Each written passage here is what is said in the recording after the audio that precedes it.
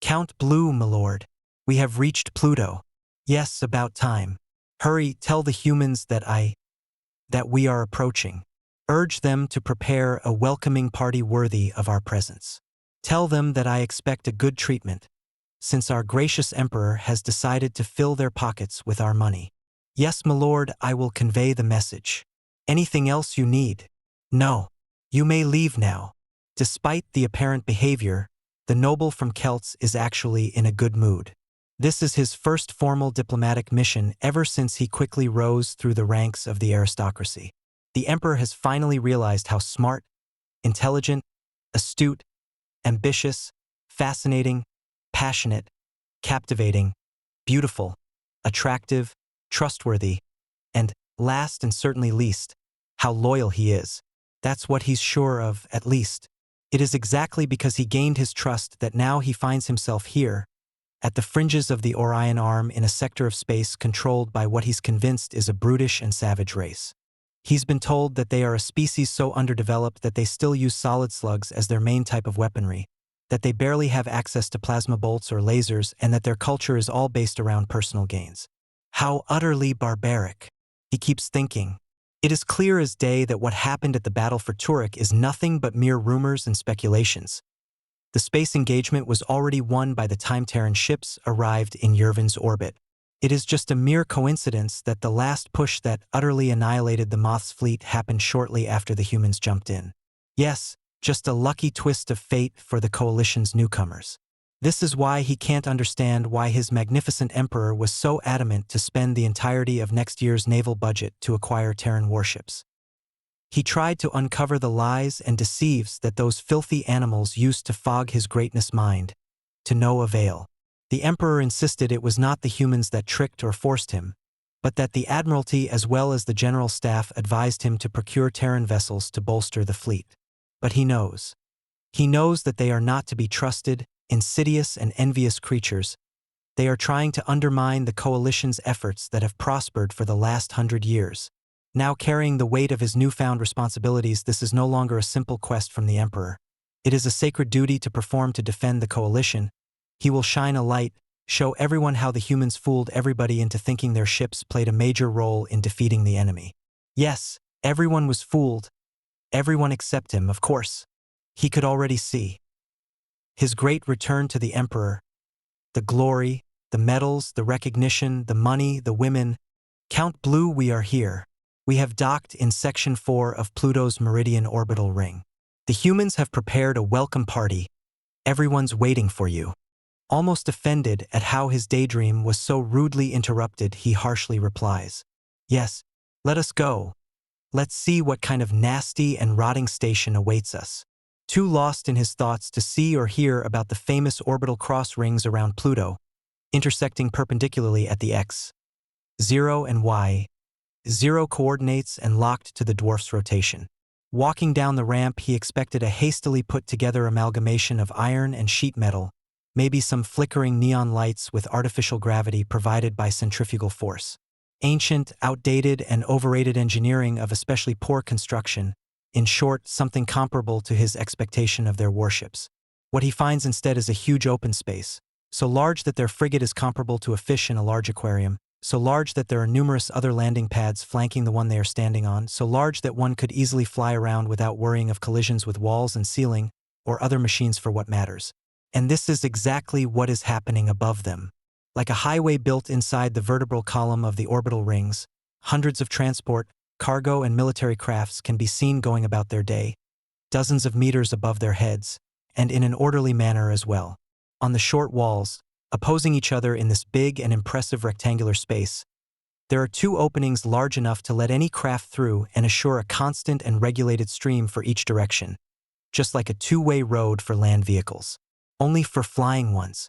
The Count is so lost with what he sees above and around him that he doesn't even notice the impressive array of Terran soldiers standing firmly, saluting him, or the human woman that is patiently waiting just a couple of steps from him. Like what you are seeing? The Keltian, startled, takes a step back and a moment to regain composure. He clears his throat. Ahem. I am Count Blue. I have come here by His Imperial Majesty will. I am to assess whether or not our money is wasted in your designs. Please, lead the way. The human woman takes a long, deep breath, clearly already irritated by the guest's behavior. Honored to make your acquaintance. I am the military governor of Pluto's Special Military District, Marquise Martha Silla of House Comet. The Terran has short dark, black hair with a hint of white, the eye sockets dug deep and tired, the expression caring and understanding, but the attitude dominative and demanding. On her chest, numerous ribbons and decorations certify her long and successful military career. Impressive. To think Terrans would be so civilized to meet our delegation with a noble, let alone a marquise. This is unexpected. Well then, Marquise, we don't have all day, do we? Arrogantly affirms the ill-mannered diplomat. Yes, of course, please follow me. A car is waiting for us. It will take your excellency to the location where I will have the pleasure to show you what we can offer. The ride is comfortable, too comfortable. It is simply not acceptable that the Terrans have this kind of luxury vehicles while most of Celt's nobility doesn't even know such refinement even exists. It is evident that this is not of Earth's origin. He can clearly see the modifications they made to change its look. This is without a doubt a Varanian GL560S with barbaric Terran markings. Really, it's not. What he sees during the short trip makes him even more furious. The path that guides the vehicles is so elegant yet futuristic that it's making him envious even looking at it. The ambient lighting is so delicate yet effective that he would get up and rip them off the walls, and the humans are so precise and efficient in their works that he would actually hire them to refurbish his palace. Maybe if he asks the military governor for a good architect. And oh, what is he thinking? This is all part of their plan to deceive him. He cannot let this guided tour fool him. It's obvious that around the corner the station is decrepit and leaking atmosphere. Just this thought makes him uneasy and reassured at the same time. Here, Count, behind this door, says the woman calmly, pointing at a magnificent four-piece alloy door, clearly of post-space design. No, maybe neostellar inspired. The intricate and delicate darker shades blending perfectly with size and forms. The small but elegant and purposeful squared window balancing the whole upper section and such a wonderful matching between the utilitarian aspects and the purely aesthetic choices. He could go on for hours contemplating the artistic value of the Type 40 MK. 12C multipurpose. Mass-produced. Standard service door, but noticing everyone stare looking down on him, he recollects himself and tries to walk through the door without staring at the impressive reinforced hinges. The extraordinary normal door leads to a large room, filled with monitors and screens showing folders, technical readings, and walls of data. Opposite from the entrance, the wall is entirely made out of a transparent alloy with similar properties to glass but with 3D projections and holograms, on the other side of which one can see from an elevated position an entire enclosed hangar. Count Blue, your technicians and inspectors can freely browse the data from the computers in this room. Equipment, performances, technical reads and reports, plus everything in between, can all be found here. If you could come here and take a look. The Keltian arrogantly walks up to the woman, waiting for him next to the glass wall. As he stares down, his eyes widen, his heart starts beating faster, blood pressure and bodily temperature rise. He's almost in disbelief of what he's saying, as if somehow the humans managed to bribe even his sight. In the middle of the hangar he can see a very large ship, for 50 m long, hooked by a rotating arm that slowly spins the vessel to allow spectators to see her from every angle. It's not just a massive ship, it's also a gorgeous craft.